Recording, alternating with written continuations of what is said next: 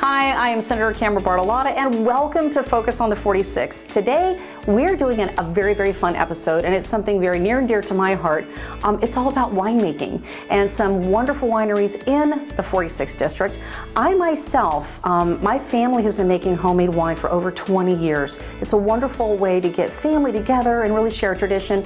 One of the wonderful things about making homemade wine, the first year that we ever made wine in this house, this is my wine cellar, by the way, we had 5 generations of my husband's family represented all at the same time. It was fantastic. So it's really a wonderful tradition. I'm really looking forward to sharing it with you. We're going to be going to some wineries. We're going to learn about the grapes on the vine to the crushing. We're going to learn about what all of this is and how this gets turned into wine. Here's my wine press that came through my husband's family. It's a great tradition, and winemaking is actually the fastest growing category in Pennsylvania agriculture.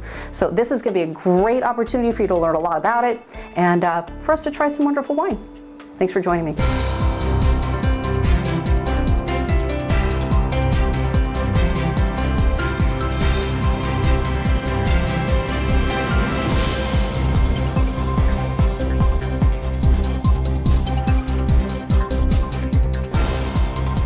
We're back, and we're here at the Ripepi Winery, which literally their property touches the back of mine right here in Monongahela, southwestern Pennsylvania. This is a glorious, beautiful winery, and we've got a terrific day. Grapes love rain, but we're here to talk to Rich Ripepi at the Ripepi Winery, and this is my very dear friend, Rich. Thanks so much for being here and for doing this. My pleasure. I love you having you people here. Yeah. We're proud about what we do here. We started planting grapes here in 1986. Wow. Started actually, these vines that you're looking at right here are, I guess that would be 29 years old. Wow, really? Yeah, these are the first grapes we ever planted. Right here on the very top, this top section, 29 years ago. 29 years ago, we started right here planting grapes, and we planted Foge. We planted a lot of hybrid grapes. We planted Foge, Deschannock, Vidal, Diamond, a lot of grapes. We actually produce 90% of our grape wine comes from our own vineyard right here. Wow, really? How many gallons of wine a year do you think you make? We actually make probably in the neighborhood of 15,000 bottles a year. Wow. But the big thing is here, we make actually 18 different grapes. Mm-hmm. We're growing 18 different grapes. Okay. So we make a number of different varieties. Okay. And the varieties here are Foge, and it works all the way down. And if you look carefully, you can see the different types of grapes have different leaf structures all the way down. Oh, okay. We're almost all picked right now. We only have the Vidal, the Treminette, and the Niagara to pick.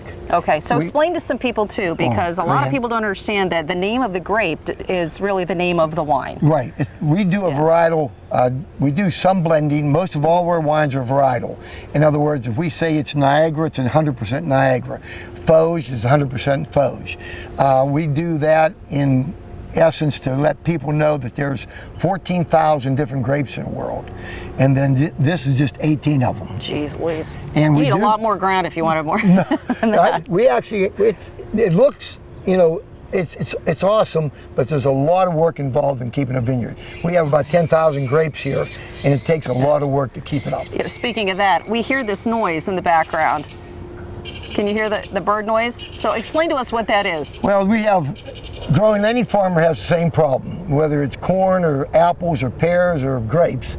Birds love them, raccoons like them, deer like them, and the people like them also. That noise there is a bird screecher. We get a different chip for the different birds that we wanted to eliminate here. That happens to be a sparrow right there. Yeah, it chases them away a little bit. So. Chase them away, give them a little scare. I think that's a great idea. Right. Great idea. All right, well, we're going to keep walking here, and just wanted to show you how beautiful it is out here. This particular grape is Foge. It's very popular in our vineyard. It's a very small, very intense tannin grapes. This vine here is actually, this is probably about 28, 29 years old. Wow. Okay, so this makes a red wine. We make red wine out of that. Okay. Right. That's Foge. Right. Very nice. Yep. Great. Where did you get your grapevines originally? Because I know that some vineyards will bring some stock in from other places. Right. And Most of all ours come from nurseries in New York. Okay. They have very similar situations that we have as far as soil and problems with the soil problems.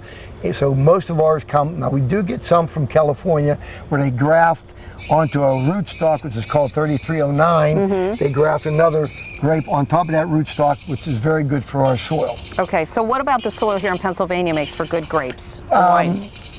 You got to select the right rootstock for the soil you have. We have a clay, limey soil, so the rootstock we use is a 3309, which is very good for that type of and you graft on top of it whatever root you want. There's a lot of science that goes into winemaking, especially growing your own grapes and everything else. There's a good bit. Yeah. I remember you telling me once before that you go to seminars and classes and things like that all the time. Cornell University is one of the best. Ohio State's one of the best. They put on a 4-day seminar. 2 days for winemaking, 2 days for grape growing, and I attend those all the time. That's just both at Cornell and at Ohio State. Wow. So anything that you've learned over those different seminars that you totally didn't expect? Well, every time you go, you learn a bunch of things more than you thought, oh man, I thought I know it all. You never know it all. It's always new. New spray program, new vines, new technique of working with the grapes. It's a big item. Great. And then, of course, winemaking. The winemaking is, really, it's an art. I give a course usually in the winter, and what it is, it's the style of wine. You can take this grape here. We made this grape dry for years. It's called Marcel Foch. Made it dry for years. Makes a great dry wine. About 4 years ago, people were asking, the public were asking for a sweet, red, hearty wine. So we take and make this now into a sweet, red, hearty wine. How do you do that? All we do is just put sugar to it when you're all done. Really? But what we do is the amount of, when you get a red grape, a lot of things you can do. You press it right away, or you crush it and leave it on the skins. How many days do you leave it on the skins? 1 day, 2 days, 5 days, 2 weeks, 3 weeks. So all those things give you a different taste and style of winemaking. Then when you cold stabilize it and you take the wine and you filter it and you get it to where you want it. Now all of a sudden you put it, do you want it in an oak barrel? Don't you want it in an oak barrel? Do you want it in Hungarian oak, American oak, Romanian oak, French oak? Jeez. It's a style of winemaking. You can take this grape and make it to 100 different styles of wine. Oh my, yeah. So amazing. It's kind of fun. Yeah. But a real challenge. Things you learn when you go to school and things you learn as you experiment. We've had that grape on the skins for maybe 2 weeks. We've had it on the skins maybe for 2 days. Totally different taste. Yeah, I'm in the process of making wine right now at my house, as you saw, and those grapes are going to stay for 2 weeks. That's what our Cabernet, what are you making? Well, I'm making a Merlot Valdopino blend and then a Barbera. Okay, I love Barbera. Yeah. There's different grapes you can't grow here. We grow Cabernet here. We keep our Cabernet on the vines for approximately, on skins for approximately 2 weeks also. Okay. That's what we do. This grape here, if you leave it on for 2 weeks, it'll look like ink. Oh, really? It's that dark of a red? That's dark of a red. So basically, we only leave it on for 3 days. Wow, really? Holy cow. And it is red when you're done. Okay, one last thing. A lot of folks that are watching, maybe don't know a whole lot about wine. Explain white Zinfandel to our friends. Very, very good question. Here it is. Zinfandel grape is a big purple grape, that big. Let me show you something here. You take this grape and you squeeze in your hand, look. See all the red? That means the tannins are coming out of the skins very, very easily. If you did that to a Zinfandel grape, it would be white. The juice would be, Yeah, because actually every red grape the skins are only red. The inside's white. The inside's white. The skins wouldn't make everything red. Yeah. The inside pulp is white. But this is where you get all your coloring and your texture so a white Zin, you take it, pick it cold, squeeze it fast, you end up with a very blush Zinfandel. My grandfather, when we were young, that's all we did is make red zin. Okay. You leave it on the skins for 3 weeks. Oh, to make the red Zinfandel. Red. Oh, They wanted red. Yeah, that changes the flavor and everything up in the body and the whole thing. And we do a lot of different, we do the same thing. We have different grapes. Steuben is one of our real famous, not famous, but good selling grapes. And it's hard to get color out of it.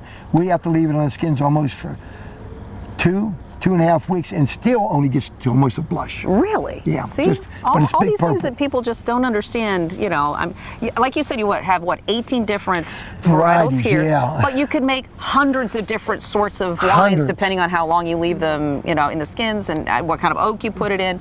It's all up to the vineyard and you know, the expert. I want to kind of walk our viewers through the process kind of quickly here about the winemaking from stem to bottle. So once you get all the grapes off of the vines and you bring them in, show us what this beauty is. This is a crusher destemmer, and what it does your crushing, it destems, your stems come out off the grapes.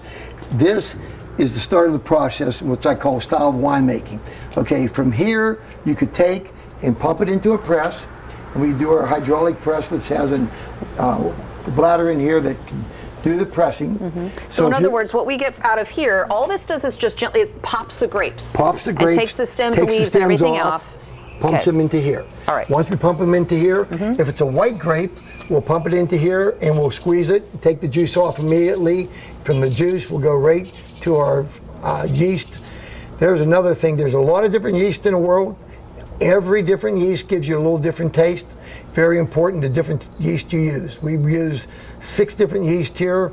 In the past, we've used hundreds of different yeast. We settled on about 6 or 7 that we like a lot. A white yeast, a white grape has one type of yeast, a red grape has a different type of yeast.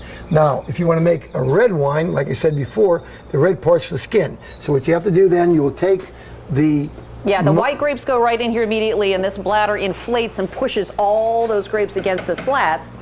Unlike my wine press in my basement that you actually have to hand crank. Right here. That's a lot of work. Yeah, yeah, it looks just like this one. This here. is a lot prettier than mine, of course, but this what we use this for is that we have 18 different grapes. And on the 18 different grapes, we have some that are experimental. We're growing grapes such as Melody, Schuyler, that come out of Cornell University, and we might be the only people making a varietal out of those 2 varieties. Your Melody is one of my favorite whites. Well, that's it. It really Melody's right here. Oh, there you go. Can I get that in my car? Okay. These are all Melodies right here. All right, so when we get the red grapes, there's a different process for. So once they get in the crusher and come out, this is what you have. This is what you have right here. These are Cabernet grapes. We crush them up. We crushed them up last night. They're just a little bit warm. You can see the coloring start coming out of it. And they're a little bit warm yet. We're going to add yeast to that this morning as soon as we're done here photographing everything. And we're going to use a special yeast of here that comes out of Bordeaux, France. It's called BM45, and we're using that yeast this year with this grape. So you see the foam in here already. It's within an hour, within just a very short time of crushing it, these grapes are already fermenting. Right. It's a very, very fast process. Very fast. Now what we'll do, we'll leave these on these stems for 2 weeks because we want a nice, hearty red grape. We want a lot of the taste to come out of the grapes themselves, the skins especially. And the other important thing about grape making, and people don't realize that, is the seeds. The seeds are the part of it that end up in here and gives you a little bit of a nutty taste. And the seeds are, we actually pick most of our grapes on seeds. Really? We don't worry about sugar as much as whether it tastes right and whether especially when you're making a red, and whether the seeds are ripe. Really? Now how can you tell? You put them in your mouth and chew them. Oh, well there you go. That's like tasting the wine. Now, that was something I didn't know. The seed I inside, learned you have to that wait until it matures a little tiny bit before you pull it off the vine. I learned that in Ohio State. A guy was talking about it 7 years ago. So I didn't know it until 7 years ago, and he did. Got a little bee in here. Oh yeah, they're going to have to go. Yeah. Now we also make apple wine. Our apples we get across the river here from Triple B Farms. This year we got Honeycrisp and Gala from them. These are already been through the process of squeezing, They're almost all fermented down. The process now is to stabilize it, but we do a lot of apple wine. We actually do 3 different varieties. We do Honeycrisp, we do Gala, and then we also do John of Gold and sometimes Suncrisp. Another style of winemaking. I'll keep on repeating this all the time, and I know you have to. But you can do a lot of things with apples. Yeah. Now, once you got it, what do you do with it? Most people don't put it in an oak barrel. We put it in an oak barrel, and it comes out wonderful. Wow. Especially if you use an American oak. We were upstairs before. We bring the wine downstairs into our tank room, and there's a lot of different things you can do with wine. One thing is filtering. This is a plate and frame filter that we use when we filter our wine. Different grades of filter pads give you different taste, takes out different quantities of wine. This is called a polishing filter. This will polish the wine. We remove all the microorganisms down to 0.1 microns, so it's cleaner than the water you drink. Wow. All the sediment and everything. This takes care of all the sediments. This takes care of bacteria, yeast, any inorganics you can think of being in here. This is our tank room, and it's a little bit set up different today for the purpose of the TV. Normally we have a bottling line in here, and we do our bottling, our stabilizing, our filtering, everything in here. Also, we do a lot of events, and we set the events up in the same room, which is pretty cool. We have our Chamber of Commerce dinner in here like every month. Yeah. That's wonderful. We use stainless steel tanks, and the juice comes from upstairs into the stainless steel tanks. You see all these pipes and everything down here? For stabilization, for blending. We use Hungarian oak barrels, we use American oak barrels, and we use Romanian oak barrels. All give you a little bit of a different taste. Another style of winemaking, how long do you leave in the oak barrel? A year, 2 days, 3 years, and it gets a different style of winemaking, different taste into your wine. What all can somebody do when they want to rent some space here? We can actually house about 100 people. If it's winter time, I don't like to get above 70, but in the summertime when the doors are open, one thing or another, we can get about 100 people here. And you can taste just about every single wine that you have here. You can have a little taste of it before you buy the bottle. Right. And you are at all sorts of festivals and things too. Yeah, we do you a have lot of booths festivals. all over the place. Right. This year, September has been very good for us, so we're expecting good juice. Okay, so a 2016 vintage from Ripepi Winery is something that you're going to want to come and get. Yep. And keep on that shelf and have for Thanksgiving too, anytime. This has been wonderful. I can't thank you enough for your time. And this place is so beautiful. I really encourage everybody to come on down here and take a look. Just take a look. Come taste some things. Come see what there is to offer all year long. All year long. Thank you so much. Thank you, dear. Thanks.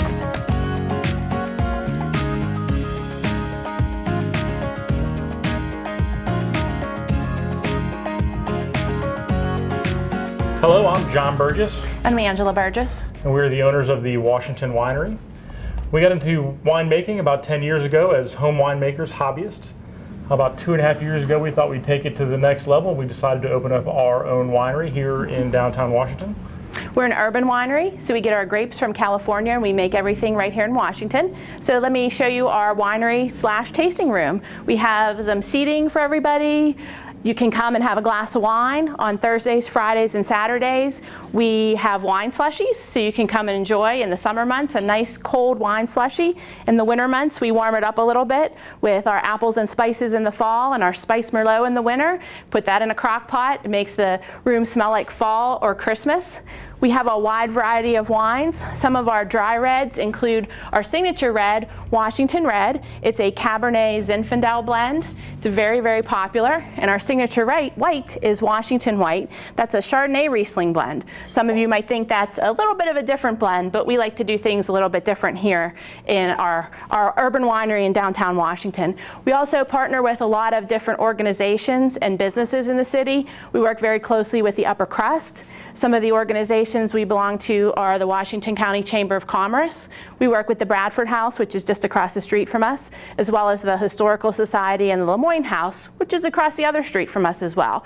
We partner with Citizens Library, with the Washington County Bar Association. We work with a whole host of different organizations doing fundraisers.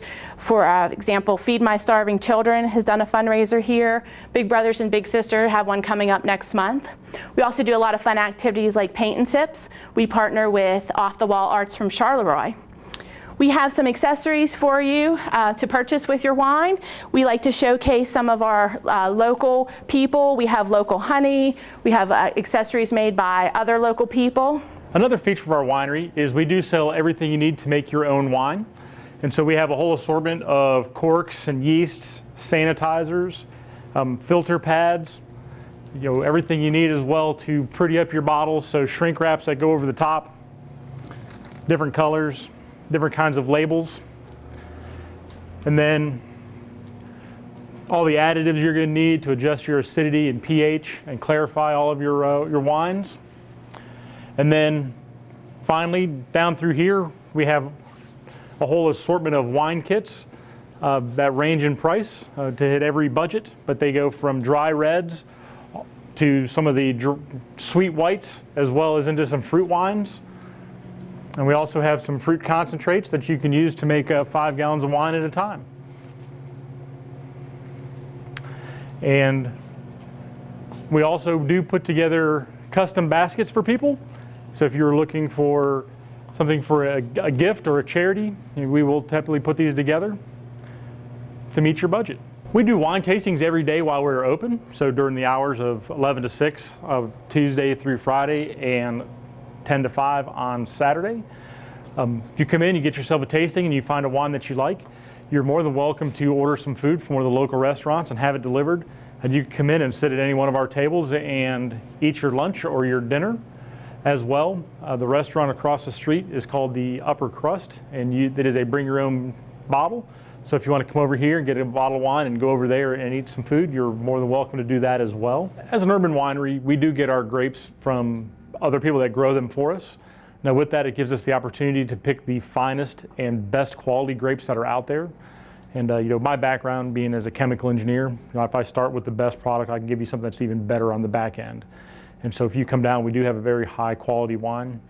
And as an urban winery though, there's not a farm or a field you can sit in and look at grapevines, but you definitely can come in. We're conveniently located right in the city. And so you don't have to traverse any backcountry roads to find us. And that is definitely a benefit of coming down here. In addition to coming here to sample some wine, you can also rent our facility for your upcoming event, a bachelor party, a bridal shower, or just a girls' night out, couples' night out, something like that. We can house up to 50 people inside of our building, so you don't have to worry about the weather. And we work with the local restaurants to bring in snacks for you if you like, or you can bring your own food. And we're happy to work with you on your wine choices. We have a nice selection of wine, so we will find something that everybody will enjoy. We also host a whole bunch of events here at the winery. We do wine and food pairings, wine and cheese pairings. We have paint and sip parties. You'll have to check out our Facebook page under The Washington Winery to follow us for upcoming events so that you can be a part of all the fun that we have here. So in addition to some of our dry red and dry white wines, we have a whole host of sweet and fruit wines, and we like to keep the names of our wines focused on the city that we are a part of. So we have Washington's Cherry and Jefferson Raspberry as a nod to the college, Washington and Jefferson, Pike Days Pomegranate, Rebellious Raspberry because everybody loves the Whiskey Rebellion, Bushel of Peaches, Main Street Melon, and like I said, Apples and Spices, that's our fall specialty. We have one other unique item here at our bar. All of our wines are on tap. So when you come in for a tasting, sit down at the bar and we will pour your wine on tap. John's going to show you how it's done. You might think that that's beer, but it's definitely wine. We are open on Tuesdays through Fridays from 11 to 6, so you can come and enjoy and tasting then, as well as Saturdays from 10 to 5. We look forward to seeing you. Thank Cheers. you. Cheers.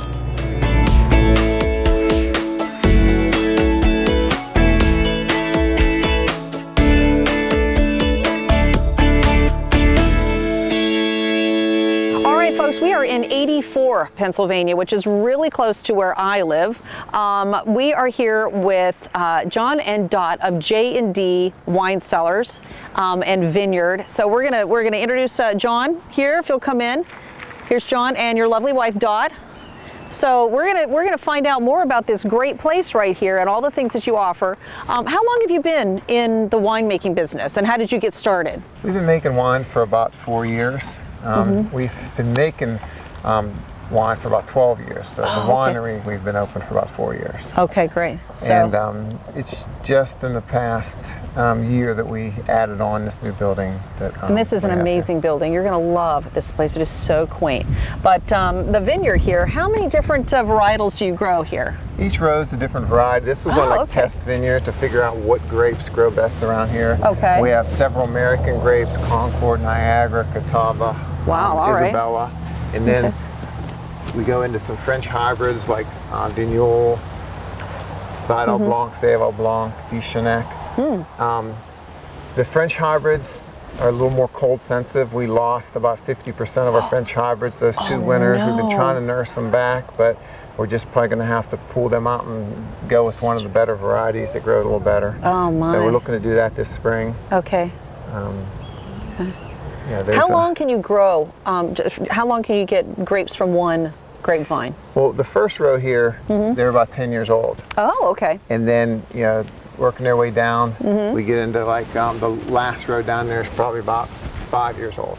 So it takes 4 good years of growing before it produces good quality grapes. Really? The first couple of years you want to pull all the grapes off to try to get the roots established. Okay. And then once the roots established and the plant's nice and healthy, because it takes a lot of energy for the plant to produce grapes. So you'll then you start, harvesting some grapes off it. So the 4 first couple years. of years, first couple of years, you just kind of like let it go and grow. Just wait. Okay. So they gave you time to perfect. To get healthy, get the deep roots. So it's pulling the moisture out of the real deep in the ground. And you get all this the complexity in the wine. That's wonderful. So you just started learning about all the winemaking process just in the last handful of years. Yeah. So how'd you get into it? What made you decide, I want to be a winemaker here in southwestern PA? Well, we visited a lot of wineries. We really like to go on tour different wineries and stop at a place that has several wineries and hit a couple, stay at a bed and breakfast. It was a nice atmosphere that we liked. And we came back from the Finger Lakes one time with $400 worth of wine, and we figured it was better find a less expensive way to enjoy to wine. enjoy this wine. So that next day on the way to work, I saw a sign, a business just opened up where they said make your own wine. So I stopped in there. A couple of the old guys who ran the place kind of took me under the wing and showed me what to do, and then and I started reading about it. Whenever we'd go to the beach, I'd be sitting there reading a winemaking magazine, studying up. And then after a while, those guys start calling me and asking for me for advice. And then we started a club where a bunch of the people who made wine and bought our equipment from this place, we just all got together and started buying grapes and making them in barrels. And every year we'd make a couple more barrels. We're up to a point where we're making like 10 barrels a year. Good Lord, that's a lot of wine. So we just decided. Those are 55-gallon or 60-gallon barrels, aren't they? 59 gallons. 59 gallons. That's a lot of wine. So we just decided, hey, we might as well open a winery. We're making 10 barrels of wine a year. Might as well sell it, and that's so we started a winery, and a lot of people were asking us for us. Everybody knows if you invite us to your house for a party, you're getting a case of wine. Good to know. And one day for Christmas, my dad asked me how much it costs to get a license. I said, I have a rough idea how much it costs. So that's what he gave us for a Christmas present. Wow, isn't that nice? Oh, that's great. So a hobby became a passion, became a business. And that's great. And a lifestyle. And a lifestyle. That's great. It's a lot of work. Yeah. I asked the guy that runs the winery one time. He goes, I told him I plan on growing grapes and having a winery. He goes, you just started 2 full-time jobs. Yeah, exactly. And then that's what it is. It's 2 full-time jobs. It takes a lot of work to take care of this, and a lot of work to make the wine. Sure does. And I have a big place cleared out up on top of the hill to plant 2 more acres of grapes. Oh my God! Well, let's take a look at your place. This is such a beautiful, beautiful setting right here. It really is a gorgeous building. And you had a story about building the building too, because I know that. What is your history? Well, I'm a shop teacher. Okay. And I build stuff, and I do metalworking. And we started out with just a little section of our house that we remodeled the garage, and we were selling out of there. And we didn't really have an indoor facility. It was more like an outdoor environment where you had a lot of patio areas for people to sit. And we would close down in the fall and open back up in the spring because we were pretty much an outdoor venue. Right. Yeah, you got weather to worry about. Yeah. So we like the whole country, atmosphere. So we were looking to build something that looked, rustic. It would have been a lot less. It would have been a lot less maintenance to build a metal barn, but it just doesn't give you the appeal of a board and batten barn. So you built most of this yourself? Most of it we did yourself. I'd never done metal roof before, so I hired some people to do the roof. Okay. Most of this, all the siding I did. I had a local guy who has a sawmill. He cut all the logs off a neighbor's farm. Wow. And he cut them down for me, and it's all local wood. And like I said, some local contractors helped out with the roofing and stuff like that. And you just opened this in July. Yeah, because I was here for the ribbon cutting for that. But if you like the outside, wait till you see the inside.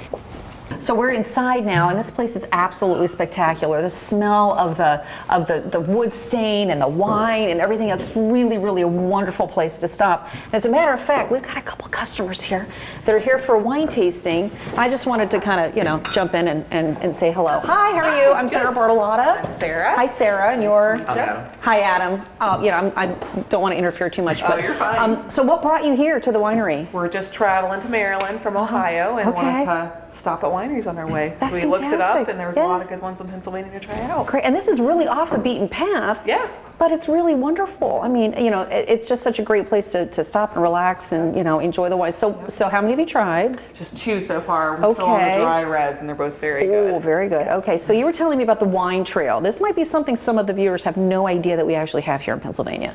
So you looked online at first. We did, and then they actually gave me the brochure for the local wine trail that they have here with just, 8 different wineries on it? Yeah. That are all pretty local. So we're going to hit a couple more on our way out, I think. That's excellent. Yeah. Great. And you're going for a wedding, right? Yes. Is it a family wedding? A friend's It's a friend wedding. He's actually in it.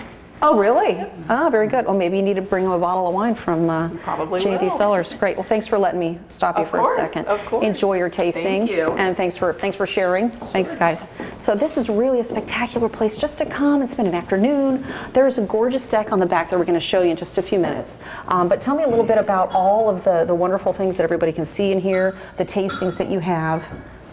Well, we kind of wanted to go for the Cracker Barrel kind of rustic general store kind of look. So we do a lot of antique shopping. Anytime we go on vacation, or even some of the local farms and stuff like that, we'll stop and buy stuff. Like we'll see some old mowers, some corn planting implements, some old tools. We always stop and we'll buy stuff constantly. And with the idea that when we open our winery, we'll have a big collection of stuff, like this wagon wheel, for example. Yeah, oh, it's beautiful. Yeah, where'd that come from? That was a local antique dealer, had it outside. It's not perfect. On the other side, there's the steel casting and the crack in it. So we bought it and put the crack on the bad side. Perfect for here. Perfect for here. So there's all these tables and chairs and everything, and I know that I was here with the Chamber of Commerce once before. Tell me about some of the different events and things like that people can have here. Well, the tables and chairs were like reclaimed lumber. This is a door off a barn. Wow. I tore down for a lady, and wow. I told her all I wanted was the That's lumber. Gorgeous. And that's where the legs came from, the horse stalls. So everything's kind of rustic. You can still see the saw marks on them. These were out of an industry that had just rough shelving on their metal racks, and they were just going to get rid of it. And I said, well, I'll take it. I can make something out of it. So repurposing kind of stuff.